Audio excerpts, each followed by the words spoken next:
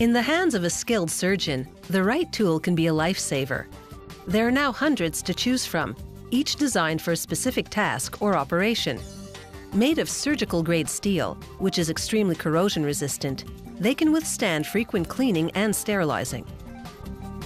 One of the more useful tools is a self-retaining retractor, which is used to pull back tissues or organs during surgery.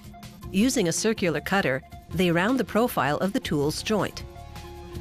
This round joint allows the tool to open when the shanks are shut, the opposite of a pair of scissors. Next, cutters carve slots in two parts to create the retractor's intermeshing jaws. These jaws will be used to grasp and retract body tissue so the surgeon can operate. A technician sands the teeth down to a precise size. He must be accurate within 1/4 millimeter. He then smooths the jaw's teeth against a fine grit wheel so they'll easily intermesh when needed. He rounds the tips of the teeth to make them blunt so they won't damage human tissue. He hammers back the tips of the teeth, giving them a claw-like profile. With the teeth now complete, attention returns to the round joint of the instrument. The carved slots and countersink allow the two sides to fit together perfectly. They install a part called the rack below the joint and file teeth into it. It will be used to lock the tool in an open position. After heat treatment, a worker sands all the tool components to smooth sharp edges.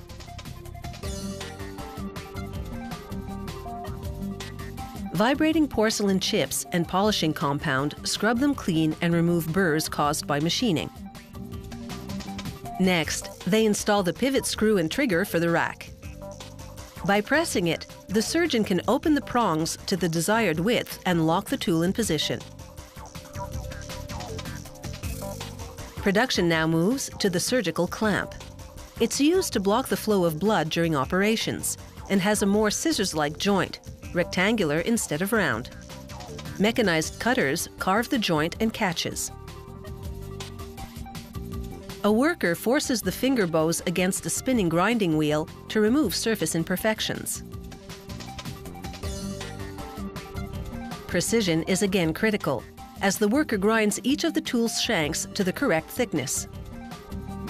He measures to confirm that the size is consistent along the length of the part. He then files the joints so they mate perfectly.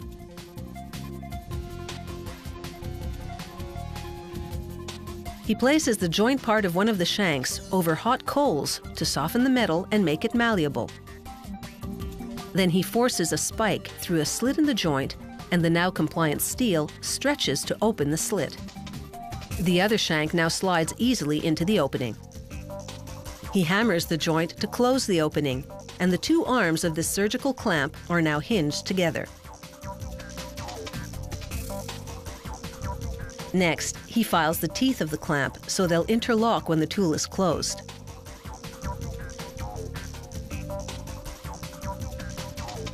He bends the two ends around a tool to form the jaws of the clamp. These curved jaws will come in handy when the surgeon needs to reach around organs or bone. Next, using a variety of tools, he adjusts the shanks and the finger bows to give them a more ergonomic feel. This is called soft setting because at this point, the metal is still soft enough to be manipulated. He tweaks the bend of the jaws until he's satisfied with the curvature. He smooths the inside of the finger bows with a fine abrasive belt. After heat treatment to strengthen the metal, they blast it with fine glass particles to give it a satin finish.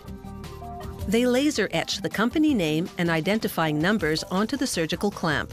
The numbers will allow the tool to be traced back to a particular production run. And now it's ready to take its place on the front lines of healthcare.